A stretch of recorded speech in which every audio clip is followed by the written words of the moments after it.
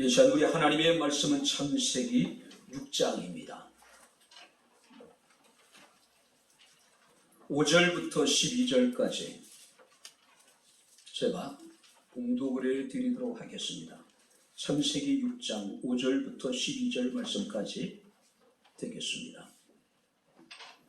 여호와께서 사람의 죄악이 세상에 가득한가 그의 생각으로 그의 마음으로 생각하는 모든 계획이 항상 악할 뿐임을 보시고 땅 위에 사람 지으셨음을 한탄하사 마음에 근심하시고 이르시되 내가 창조한 사람을 내가 지면에서 썰어버리되 사람으로부터 가축과 기는 것과 공중의 새까지 그러하리니 이는 내가 그것들을 지었음을 한탄함이니라 하시니라. 그러나 노아는 여호와께 은혜를 입었더라. 이것이 노아의 족보이니라. 노아는 의인이요 당대의 완전한 자라. 그는 하나님과 동행하였으며 세 아들을 낳았으니 셈과 함과 야벳이라. 그때 온 땅이 하나님 앞에 부패하여 포악함이 땅에 가득한지라. 하나님이 보신즉 땅이 부패하였으니 이는 땅에서 모든 혈육 있는 자의 행위가 부패함이었더라. 아멘. 우리 하나님의 말씀을 다시 한번 시작해 보겠습니다. 히브리서 11장 7절입니다. 히브리서 11장 7절입니다. 믿음으로 노아는 아직 보이지 않는 일에 경고하심을 받아 경외함으로 방주를 준비하여 그 집을 구원하였으니 이로 말미암아 세상을 정죄하고 믿음을 따르는 의의 상속자가 되었느니라. 아멘. 자비롭고 내려오신 아버지 하나님, 하나님의 은혜와 사랑을 진심으로 감사를 드립니다. 오늘도 저희들로 하여금 살아계신 하나님을 예배케 하시고 이 시간 주의 말씀을 청종할 수 있는 은혜를 주심을 감사합니다. 말씀이 우리에게 은혜가 되게 하시고 위로가 되게 도와주시고 말씀 가운데 주의 선한 뜻이 무엇인지를 분별케 하시고 말씀 가운데 우리 자신을 다시 한번 성찰할 수 있는 복된 시간 되게 하옵소서. 예수님 이름으로 기도하옵나이다. 아멘. 할렐루야. 아멘. 자, 우리 옆에 있는 분들과 하나님 우리와 함께 하십니다. 인사하겠습니다. 하나님 우리와 함께 하십니다. 할렐루야. 아멘. 오늘 우리는 본 말씀을 보게 되면 성경 전체를 통해서 하나님의 심정이 가장 비통하게 표현되어져 있는 말씀을 만나게 됩니다. 하나님께서는 사람을 만드시고 생육하고 번성하여 땅에 충만하라고 말씀을 하셨습니다. 그런데 하나님의 말씀에 따라서 사람들은 이 땅에 번성하게 되었고 이 땅에 충만하게 되어졌습니다. 그런데 하나님께서는 이 땅에 사람이 충만한 모습을 보시고 기뻐하신 것이 아니라 오히려 세상의 모든 사람들을 물로서 심판하시기로 작정을 하셨습니다. 왜냐하면 바로 하나님이 천지를 창조하셨을 때 기대했던 충만함이 아니었다는 사실이에요. 그래서 우리가 오늘 본문 이제 창세기 6장 5절 7절 말씀을 보게 되면은 여호와께서 사람의 죄악이 세상에 가득함과 그 마음으로 생각하는 모든 계획이 항상 악할 뿐임을 보시고 땅 위에 사람 지으셨음을 한탄하사 마음에 근심하셨다라고 말씀을 하고 있습니다. 뿐만 아니라 내가 그것들을 지었음을 한탄함이라고 성경에 기록하고 있음을 우리가 보게 됩니다. 자, 여기서 한탄한다는 이야기는요, 스스로 불쌍히 여기다, 스스로 위로하다는 뜻을 가지고 있습니다. 뿐만 아니라 여기서 근심하다는 이야기는 상처를 받다, 고통을 느끼다, 비탄해하다, 화가 나다. 그러니까 쉽게 표현하면요, 하나님이 세상에 사람 지으셨음을 한탄하고 사람을 지으셨음으로 인해서 근심을 하셨는데, 달리 표현하면은 내가 이루려고, 내가 이 꼴을 보려고 내가 사람을 만들었는가? 쉽게 이야기하면은 하나님이 스스로 자괴감에 빠지셨다는 이야기예요. 후회하셨다는 이야기예요. 쉽게 얘기하면 하나님께서는 사람들로 인해가지고 마음고생이 굉장히 심했다는 이야기예요. 여러분들이 우리가 임진왜란의 3대 대첩하면은 이순신 장군의 한산대첩, 권율 장군의 행주대첩, 김시민 장군의 진주성 대첩이라고 이야기를 합니다. 자, 이 권율이라고 하는 분은요, 그야말로 금수저 집안에서 태어났습니다. 아버지가 영의정이었어요. 건철이라고 하는. 자, 그런데 이 권율은요, 나이가 40이 되도록 학문에 전혀 관심을 가지지 않는 거예요. 술을 마시고 여행하기를 좋아하고. 자, 그런 아들을 바라보는 아버지의 심정이 어떠했을까요? 그죠?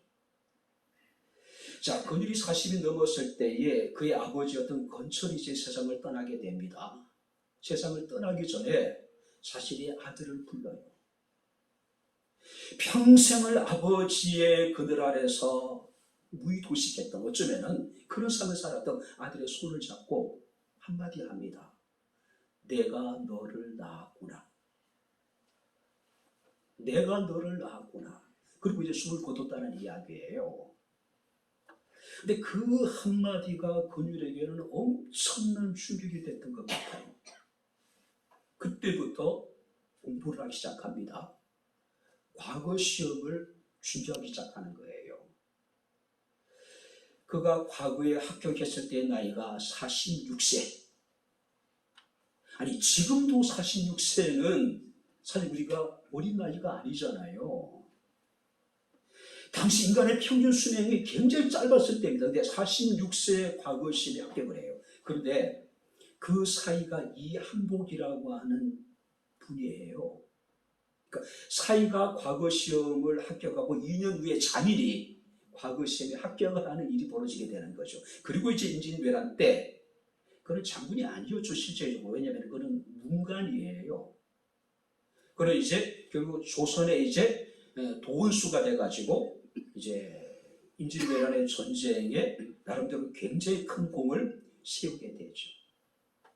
내가 너를 낳았구나. 40년을 일을 하지 않고 빈둥거리며 술을 마시고 여행하기를 좋아하고 그런 아들을 바라본 아버지의 심정.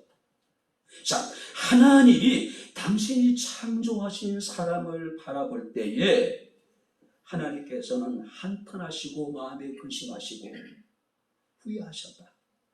내가 이들을 지었구나. 얼마나 참담하겠어요. 그죠?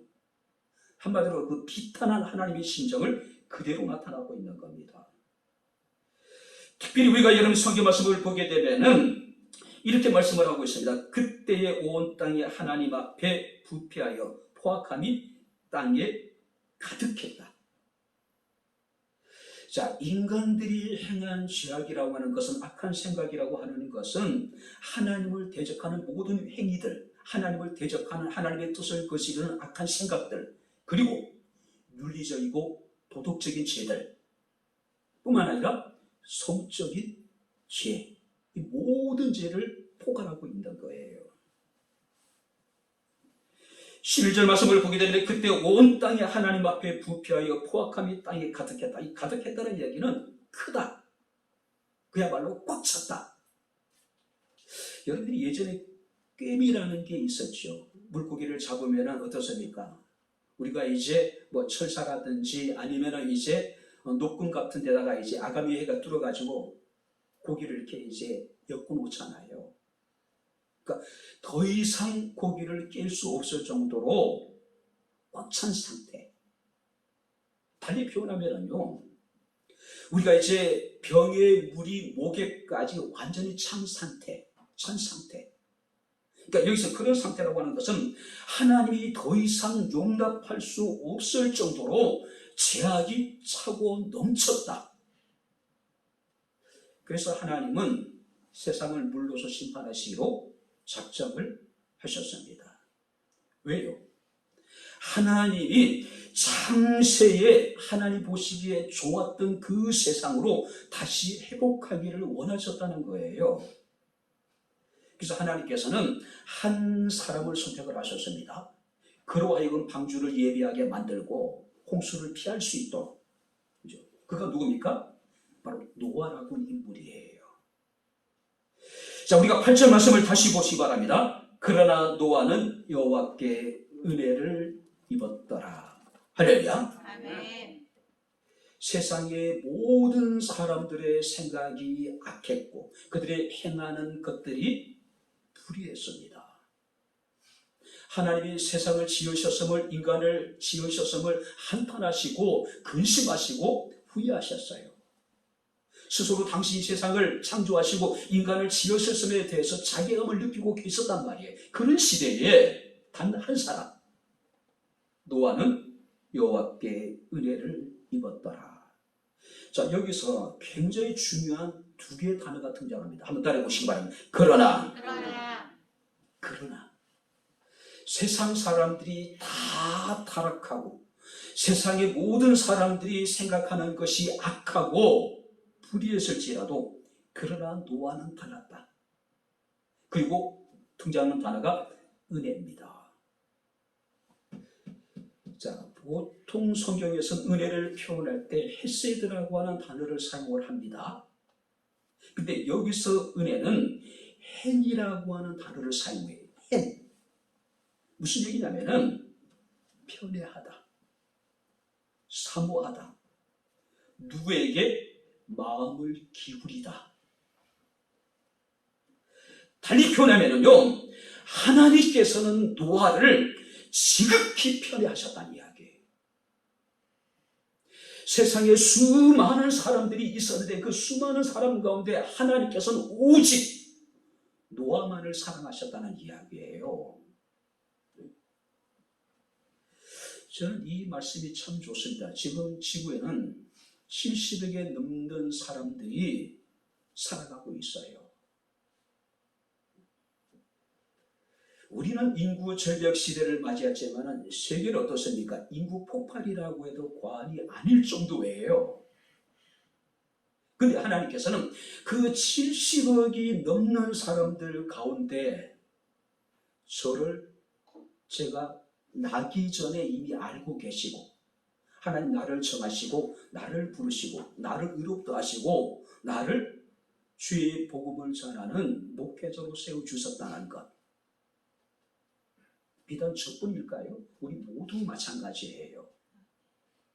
우리가 연약했습니다. 우리는 하나님 앞에 죄인되었습니다. 우리가 하나님과 원수된 사람들이었어요. 그래도 불구하고 하나님의 사랑을 우리 한 사람 한 사람에게 나타내셨다는 사실을 생각해 볼 때에 한번 따라해 보시기 바랍니다. 하나님은 나를 지독히 편애하십니다. 할렐루야. 나밖에 없는 줄 알고 하나님의 세상에 내가 전부인 줄 알고 계시다는 거예요. 자, 그렇다면은 이런 하나님의 은혜를 노아가 입었습니다. 우리는 노아의 삶을 통해서 바로 하나님의 은혜를 입는 자의 삶의 모습이 어떻게 될 것인가? 우리가 함께 말씀을 살피면서 함께 은혜를 나누도록 하겠습니다. 자, 우리가 히브리서 11장 7절 말씀 우리 다시 한번 같이 읽겠습니다. 믿음으로 노아는 아직 보이지 않는 일에 경고하심을 받아 경외함으로 방주를 준비하여 그 집을 구원하였으니 이로 말미암아 세상을 정죄하고 믿음을 따르는 의의 상속자가 되었느니라. 믿음으로 노아는 아직 보이지 않는 일에 경고하심을 받아 경외함으로 방주를 준비하여 그 집을 구원했다. 자, 경외함으로 방주를 예비했대요. 준비했대요. 자, 여기서 경외라는 것은 하나님을 두려워하는 마음, 하나님을 절대적으로 신뢰하는 마음, 하나님을 사랑하는 마음, 다양한 의미가 포함되어져 있습니다. 달리 표현하면요, 경이라고 하는 것은 정말로 나를 사랑하시고 내가 사랑하는 그분을 실망시키지 않기 위한 나의 어떤 마음, 그런 두려워하는 마음. 그죠? 정말로 나를 사랑하고 내가 사랑하는 사람을 그 사람이 있다면은 우리는 그 사람을 실망시키지 않게 얼마나 많이 노력을 합니까? 바로 그게 경외하는 마음이에요. 존경하고 사랑하는 마음이에요. 믿는 마음이에요. 특별히 말씀을 보게 되면은 아직 보이지 않는 일에 경고하심을 받아 경외함으로 방주를 예배했다. 아직 보이지 않는 일이라고 하는 것은 하나님의 홍수를 세상을 썩어버리겠다는 이야기죠. 그 일입니다. 근데 아직 그 일은 일어나지 않는 일이에요. 그리고 이 일은 언제 일어날지 알 수 없는 일이었단 말이에요. 자, 그래도 불구하고 노아는 믿음으로 하나님을 경외함으로 아직 일어나지 않는, 일어날 기미도 보이지 않고 언제 일어날지도 모르는 그 일을 위해서 방주를 예비한 거예요. 준비한 거예요. 사랑하는 성도 여러분들, 우리의 신앙은 언제나 계시하신 하나님의 말씀에 근거합니다. 할렐루야. 그래서 기독교를 말씀의 종교라고 이야기하는 거예요. 사람들의 자신의 생각이라든지 누구의 말이 아니라 오직 우리는 우리의 신앙의 근거가 하나님의 말씀이에요. 말씀. 그래서 로마서 10장 17절에 믿음은 들음에서 나며 들음은 예수 그리스도의 말씀으로 말미암느니라고 말씀을 하고 있습니다. 말씀을 우리가 하나님을 믿고 우리가 믿음으로 순종할 수 있는 모든 믿음의 출발점이라고 해도 과언은 아닙니다. 근데 지금 성경 말씀을 보게 되면은 아직 일어나지 않는 일, 하나님이 경고하신 그 일이 일어날 어떤 기미가 보이지 않고 언제 일어날지 모르는 그 일을 대해서 그런 믿음으로 여호와를 경외함으로 방주를 준비했다. 바로 하나님을 경외하는 마음, 하나님을 두려워하고 하나님을 신뢰하고 하나님을 사랑하는 그 마음이 노아로 하여금 방주를 준비하게 만든 거예요. 창세기 19장에 보게 되면은 노아 시대와 반불한 소돔과 고모라 성을 하나님이 불로서 심판하시고 작정을 하셨습니다. 자, 천사를 통해서 롯은 그 하나님의 이 계획하심을 알게 돼요. 그래서 롯이 자신의 두 사이에게 이런 이야기합니다. 여호와께서 이 성을 멸하실 터이니 너희는 일어나 이곳을 떠나라 하되, 그의 사이들이 한번 따라해 보시면 농담으로 여겼더라. 하나님이 소돔과 고모라 성을 불러서 심판하시고 작정을 하시고 롯에게 그 일을 알게 하셨습니다. 롯은 정말로 절박한 심정으로 두려운 마음으로 자신의 두 사이에게 속히 이 성을 우리가 떠나자라고 이야기를 했더니 롯의 두 사이는 하나님의 경고를, 하나님의 말씀을 농담으로 여겼다. 허무맹랑한 이야기로 여긴 거예요. 충분히 그럴 수 있을 것 같아요. 그렇지 않습니까? 어느 날 갑자기 하나님이 둔각에 나타나서 파주씨를 불러서 심판할 때니 너희는 속히 파주씨를 떠나라 하면은 뭐라고 얘기하겠어요? 내 집이 여기 있는데, 내 모든 것이 여기 있는데 나로 왜 어찌하여 파주를 떠나란 말이냐?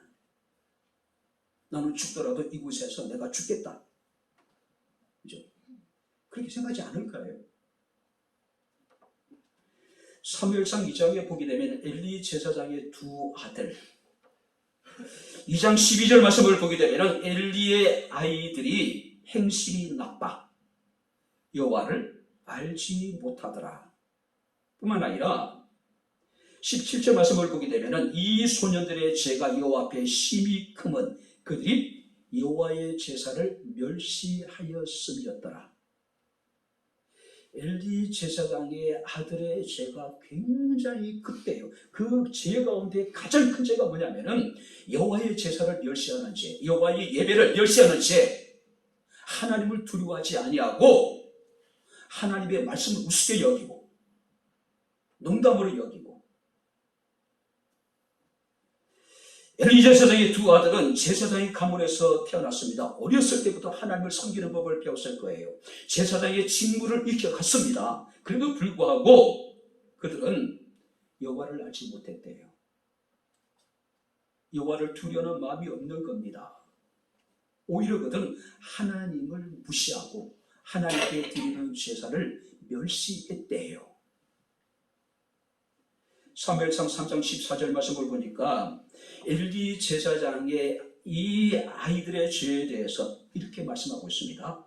엘리 집의 지약은 제물로나 예물로나 영원히 속죄를 받지 못하랴. 자, 이게 보세요. 구약 시대는 죄를 지으면 희생의 제물을 드리면 됩니다. 그 희생의 제물의 피를 제단에 뿌리고 우리에게 뿌려서 우리는 세상을 받아요.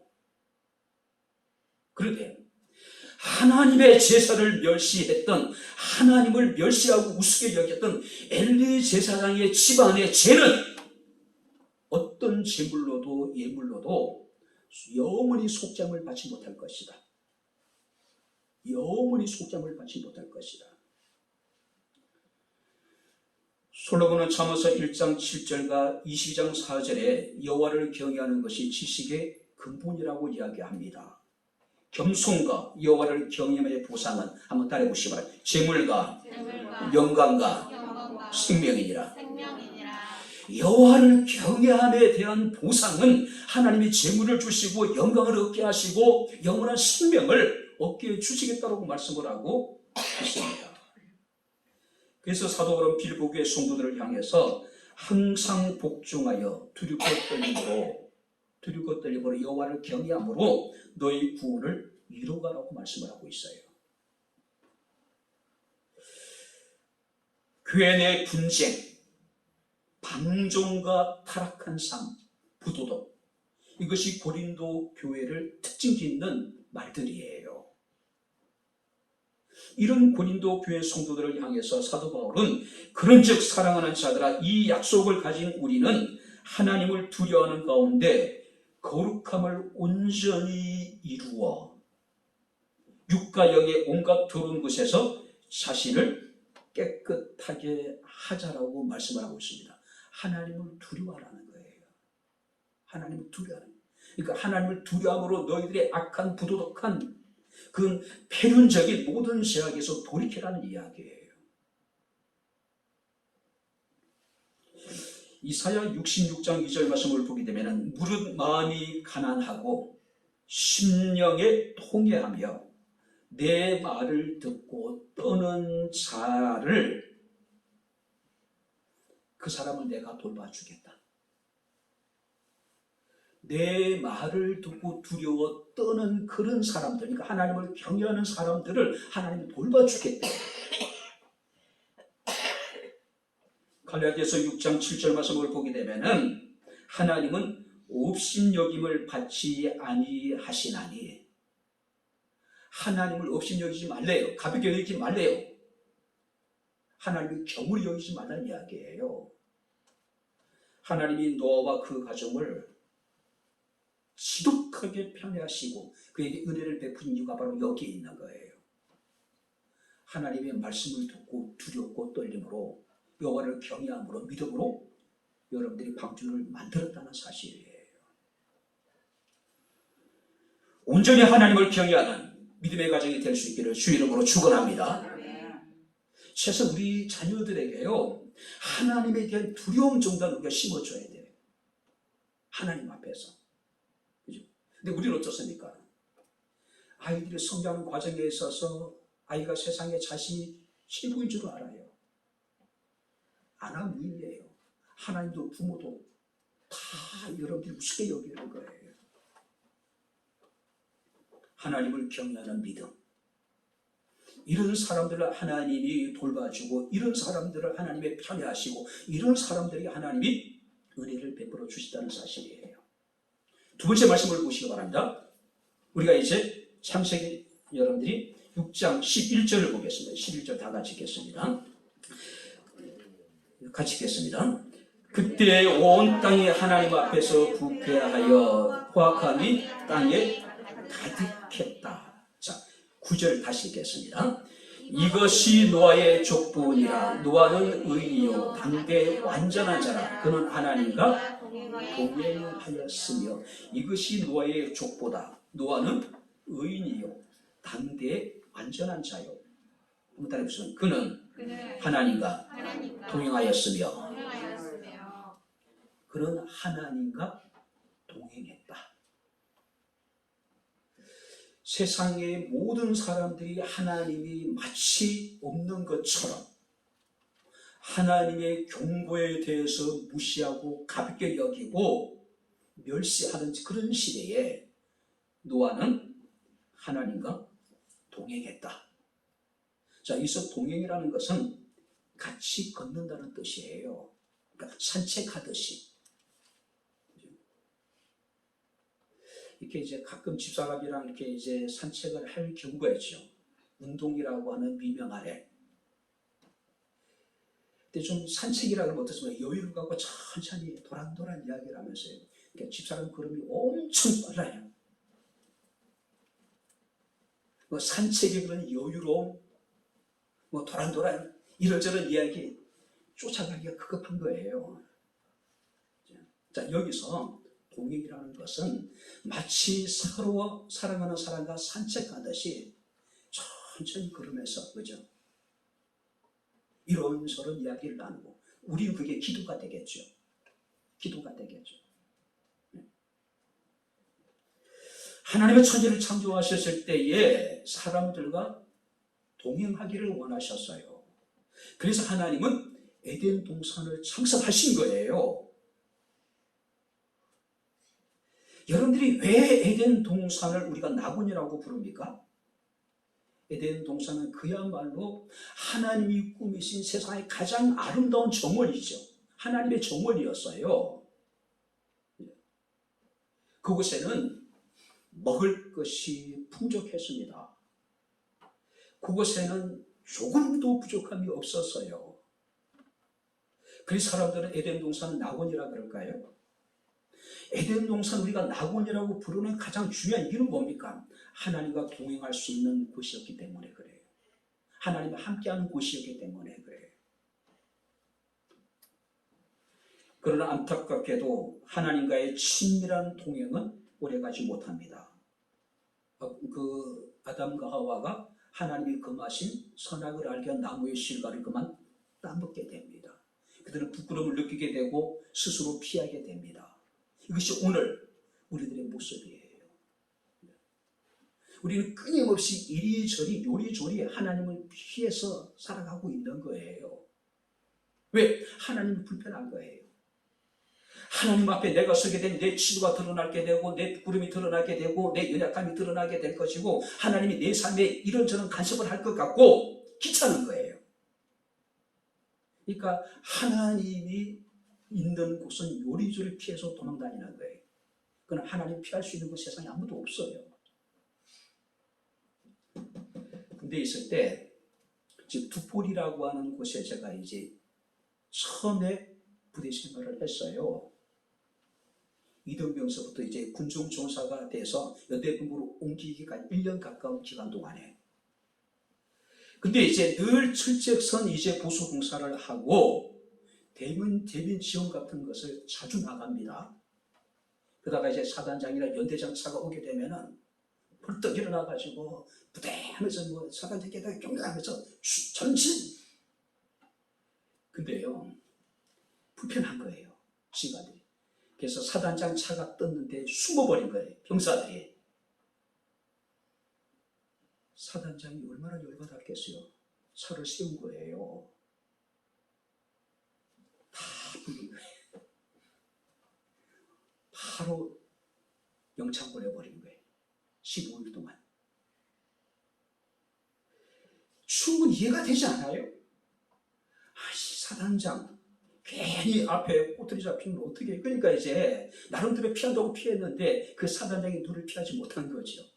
그래 불려나가지고 야단은 야단대로 맞고 물론 사단장이 보낸 게 아니겠죠. 결국 연대 대대 해가지고 결국은 15일 동안 그런 경우도 있었어요. 사람은 어쩌면 하나님 우리에게 그런 존재로 느껴지는 사람도 있을 거예요. 하나님이 내게 왠지 불편한 거예요. 그죠? 그런 시대에 성경 말씀을 보게 되면은 이 노아는 하나님과 동행했다.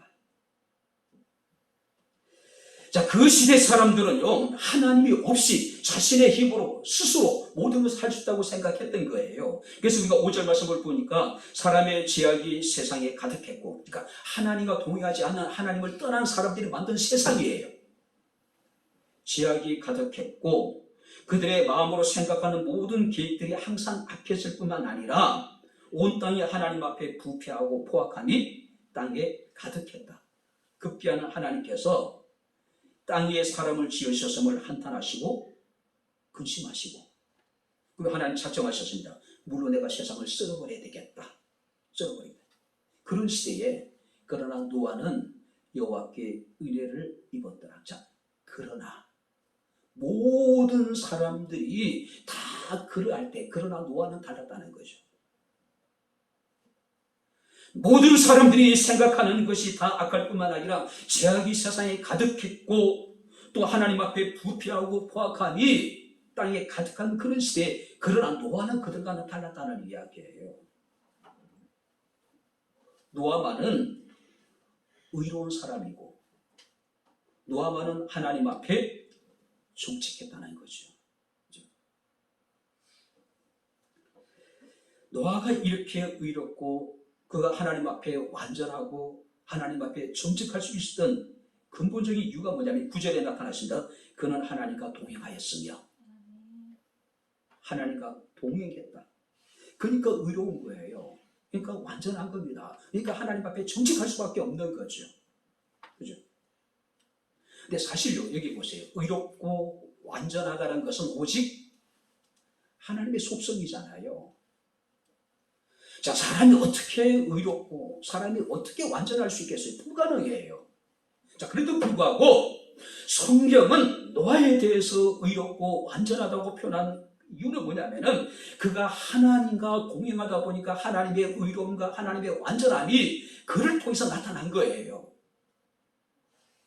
그래서 하나님은 노아에 대해서 의롭고 완전한 자라고 이야기를 합니다. 자, 이게 보세요. 아무리 착한 사람이라도 나쁜 친구들하고 어울리면 어떻습니까? 좋지 못한 것들을 배우게 되죠.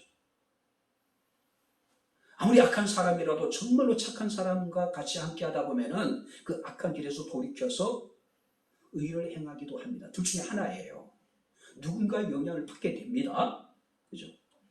자, 전혀 다른 환경과 문화에서 자란 서로 생각이 다르고 성격이 다른 두 남녀가 만나서 결혼을 합니다. 그죠?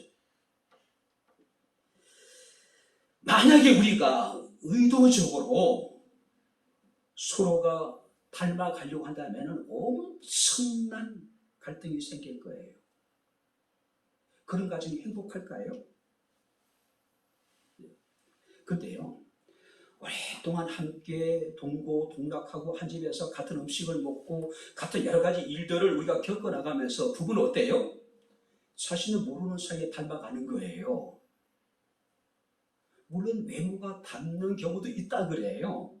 근데 이게 닮는다는 것은 그 사람의 생각하는 것이나 그 사람의 추구하는 것이나 그 사람의 어떤 사물과 어떤 일들에 대해서 바라보는 시각 이런 것들이 다 비슷해져. 그래서 부부끼리는요 정말로 잘한다는 것 같은데 잘 몰라요. 왜냐하면 객관적으로 서로를 바라보지 못해요. 왜? 너무 닮았기 때문에. 이제 나를 가장 잘하는 사람은 집사람이 아니라 집사람을 가장 잘하는 사람은 제가 아니라 어쩌면 가장 가까이 있는 아이들이에요. 그래서 하나님은 아이들의 시선을 통해서 나를 보는 거예요. 남편의 시선으로 아내의 시선으로 남편을 보고 아내를 보는 것이 아니라 아이들의 시선으로 하나님은 우리를 보는 거예요. 그리고 우리를 판단하시고 우리를 심판하시는 거예요. 아이들의 시선이 가장 정확해요. 정확해. 부부는요 이미 서로를 우리가 객관적으로 볼 수 없어요. 그죠? 자, 여기 성경 말씀을 보게 되면은 이 노아는 하나님과 동행했다. 그리고 하나님을 자신도 모르는 사이에 닮아간 거예요. 그리고 노아의 삶을 통해서 하나님의 의로움이 나타나고 하나님의 완전하심이 나타나니까 하나님이 그를 의롭고 완전한 자다. 그러니까 여러분들 억지로 우리가 하나님을 닮아가려고 노력하지 마세요. 힘들어요. 지쳐요. 그냥 하나님과 함께 우리가 날마다 생활 속에서 이렇게 동행하다 보면은 나도 모르는 사이에 어느 순간에 어느 부분은 서서히 우리가 하나님을 닮은 모습이 나타나기 시작하는 거예요. 그게 하나님과 동행하는 거예요. 그리고 우리가 그리스도를 닮아간다는 거예요. 동행하기 위해서는 뜻이 맞아야 되겠죠. 도덕적으로 윤리적으로 어떤 기준이 나름대로 일치해야 되겠죠. 끊임없는 교통과 교제가 이루어져야 되겠죠. 만약에 한 집에 살면서 가족들이 서로 말도 하지 않고 교제도 없고 그런 가족은 어떨까요? 가정천국이라고 얘기할 수 있을까요? 그 지옥이죠. 지옥이죠. 그죠?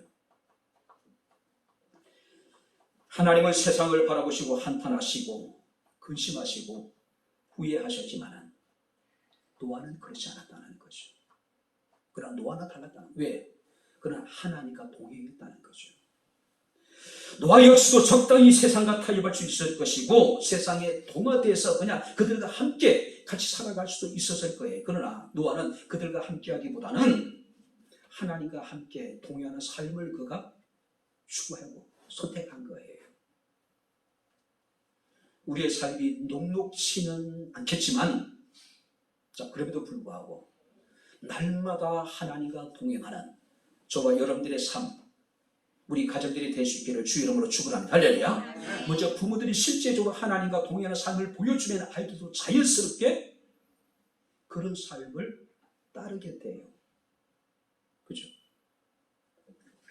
세 번째 말씀을 보시기 바랍니다. 자, 히브리서 11장 7절 말씀을 제가 읽어드리겠습니다. 믿음으로 노아는 아직 보이지 않는 일에 경고하심을 받아 경외함으로 방주를 준비하여 그 집을 구원하였으니 한번 따라해 보시기 바랍니다. 경외함으로 방주를 준비하여 보이지 않는 일, 아직까지 나타나지 않는 일, 하나님이 경고하신 그 일의 어떤 기미도 보이지 않을 때 언제 그 일이 일어날지도 알 수 없는 상황 속에서 노아는 방주를 준비했대요. 창세기 6장 22절 말씀하니까 노아가 그와 같이 하여 하나님이 자기에게 명하신 대로 한번 따라해보세요. 다 준행하였더라. 뿐만 아니라 창세기 7장 5절에 노아가 여호와께서 자기에게 명령하신 대로 다시 한번 따라해보세요. 다 준행하였더라. 믿음으로 온전히 순종했어요. 자, 여러분들이 상식적으로 하나님이 노아에게 명령하신 그 명령이 이해가 되세요? 배를 만들으래. 근데 배는 어떻습니까? 강변이나 해변에서 만들어야 되잖아요. 근데 산 위에서 만들래. 조그마한 카누 정도가 아닙니다. 낚배 정도가 아니에요. 어마어마한 큰 규모의 배를 만들어란 이야기예요.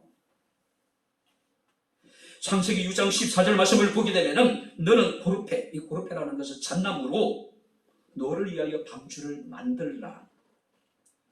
이에 대해서 노아의 반응이 뭡니까? 믿음으로 방주를 준비했다.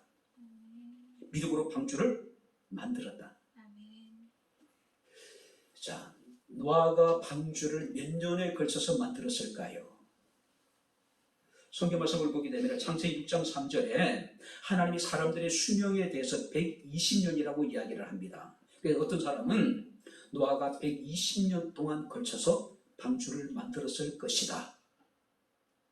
방주의 크기는요, 길이가 135m, 넓이가 22m, 높이가 13.5m, 용량이 4,300톤. 근데 그 배를 산 위에 만들어라. 우리의 이성으로 상식으로는 도저히 이해할 수 없잖아요. 아니, 언제 하나님이 경고하신 그 일이 일어나는데 그걸 알 수 없잖아요. 그리고 4,300톤급의 어마어마한 배를 만들어라. 장장 120년의 긴 시간 동안에 자신의 합리적인 이성으로 그는 저질하지 않았습니다. 가부를 따지지 않았습니다. 이성을 초월한 절대적인 믿음과 순종으로 하나님께서 그에게 명령하신 명령을 그대로 순종했다는 이야기예요.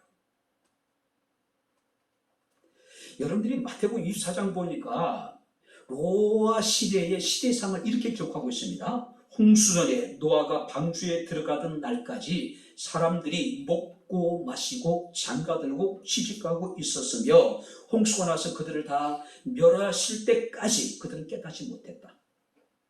하나님이 홍수로 세상을 다 썰어볼 때까지 그들은 자신들의 멸망을 깨닫지 못했다는 이야기예요. 자, 이게 보세요. 먹고 마시고 시집가고 장가가고. 그러니까 먹고 마시고 시집가고 장가가는 게 무슨 문제가 있을까요? 여기서 말하는 것은 단순히 먹고 마시고 시집가고 장가간 것이 아니라 오직 그들의 삶의 목적이 뭐냐면 육체적인 쾌락을 추구한 거예요. 그러다 보니까 하나님의 섭리를 깨닫지 못한 거예요. 그 시대를 향한 하나님의 경고의 말씀을 그들은 받아들이지 못한 거예요. 자, 근데 보세요. 이런 시대에 다른 사람이 다 먹고 마시고 시가고 장가가고 육체적인 쾌락을 추구하는 그런 시대에 노아 물론 노아 가족 그 8명만이 산 꼭대기에 지금 방주를 짓는다. 산 밑에서 이루어지는 사람들의 어떤 쾌락을 추구하는 그런 모습을 바라보면서 노아와 그 자녀들의 생각이 어땠을까요?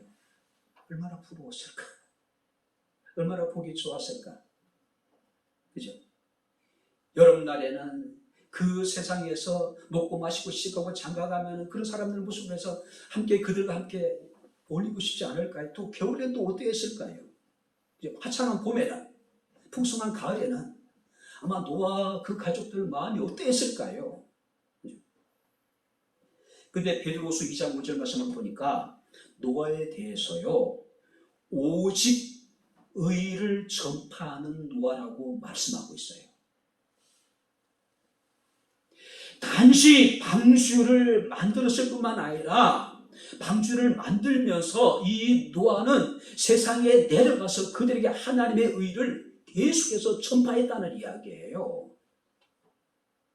그러니까 노아는 사람들에게 미친놈이란 이야기를 들어도 할 말이 없는 사람, 그 시대상으로서는. 그죠?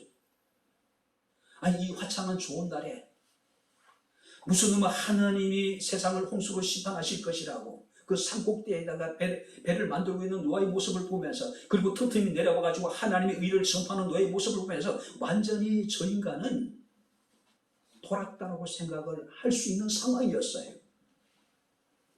그럼에도 불구하고 노아와 그 가족들은 묵묵히 하나님이 그들에게 명령하신 그대로 다 준행을 했다는 거죠. 때는 우리는 내 뜻과 하나님의 뜻이 다르고 하나님의 생각과 내 생각이 다르고 하나님 우리에게 예배하신 길과 내가 가고자 하는 길이 다르기 때문에 우리는 고민합니다. 갈등해요. 자, 성경도요, 이사야 59장 8절 9절 말씀 보니까 그 다름을 인정을 해, 하나님도요. 그러나 하늘이 땅보다 높음 같이 내 길은 너희 길보다 높으며 내 생각은 너희 생각보다 높으니라. 할렐루야. 아멘. 때로는 내 생각과 하나님의 생각이 충돌합니다. 내 뜻과 하나님의 뜻이 충돌을 해요. 내가 가고자 하는 길과 하나님 우리를 위해서 예배하신 길 사이에서 우리는 고민을 해요. 근데 확실한 것은 하늘이 땅보다 높음처럼 하나님의 길과 하나님의 생각은 내가 생각하는 것보다 내가 가고자 하는 길보다 훨씬 더 높습니다. 아름답습니다. 할렐루야. 아멘. 그게 순종하는 거예요. 순종하는 거예요.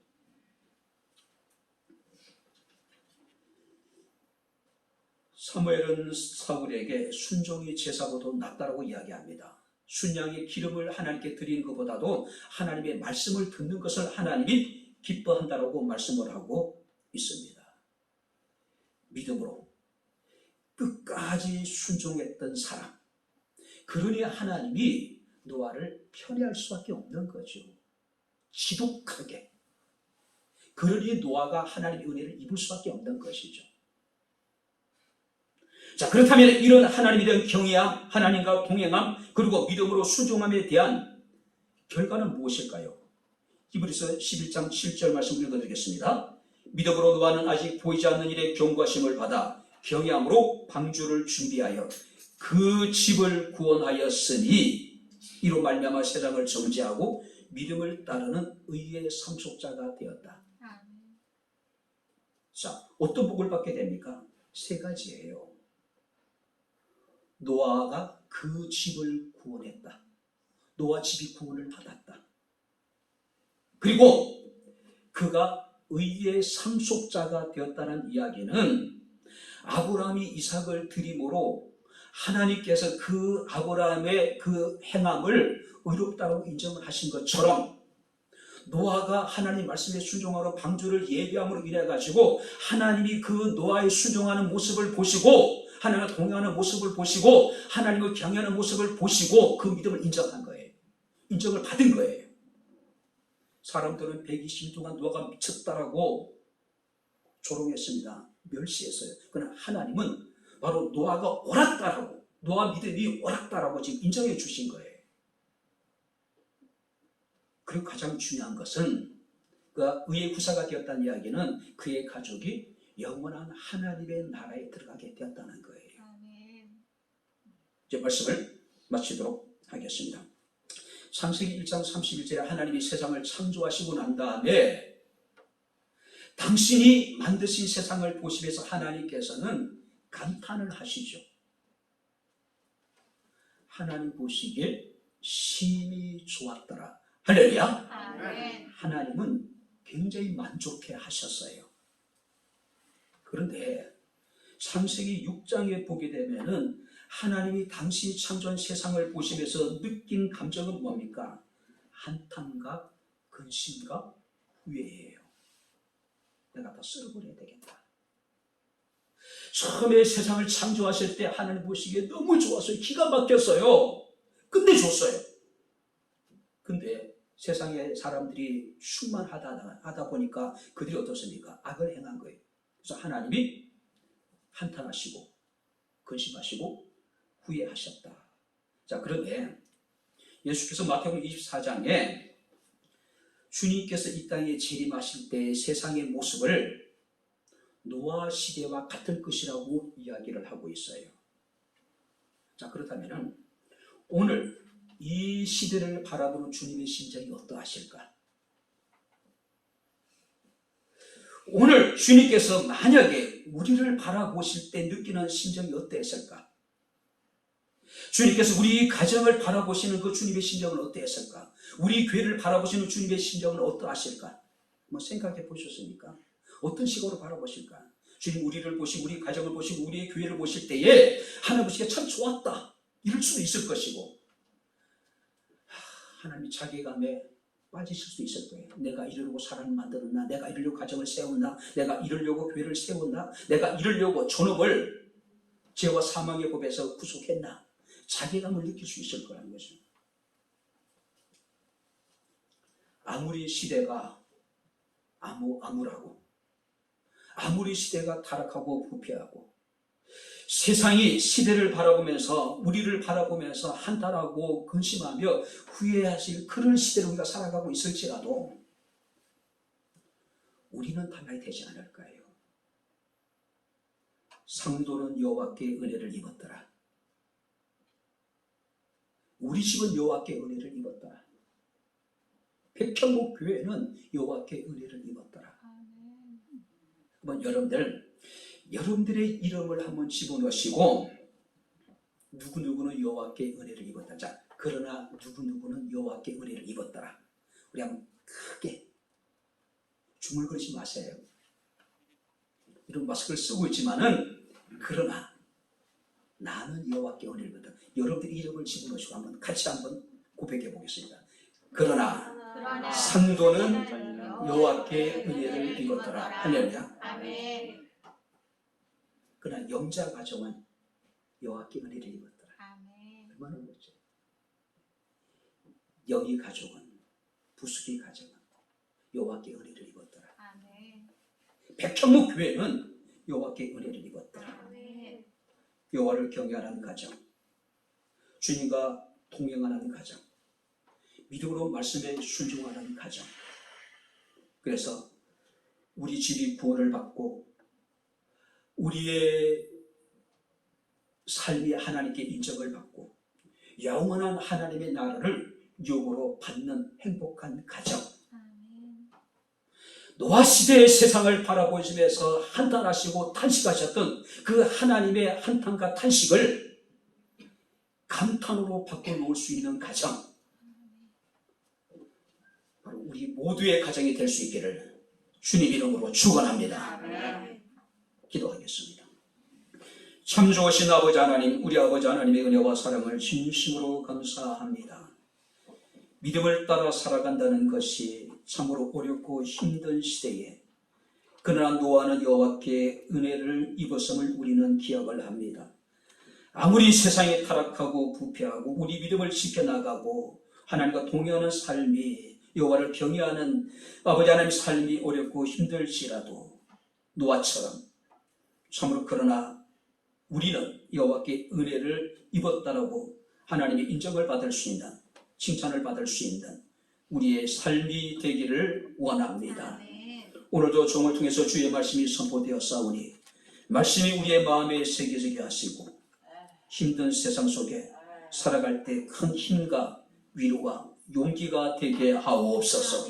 예수님 이름으로 기도하옵나이다. 아멘. 이제는 우리 주 예수 그리스도의 은혜와 하나님의 크신 사랑과 성령님의 교통주전의 제 충만 역사 인도하시니 거룩한 주의 날 살아계신 하나님을 영과 진리로 예배하며 주의 이름에 합당한 영광을 돌린 주의 사랑하는 모든 성도들 머리머리 위에 저들의 가정과 직장과 사업장과 이 교회와 이 나라 이 민족 위에 지금부터 영원토록 함께 있을지어다. 아멘.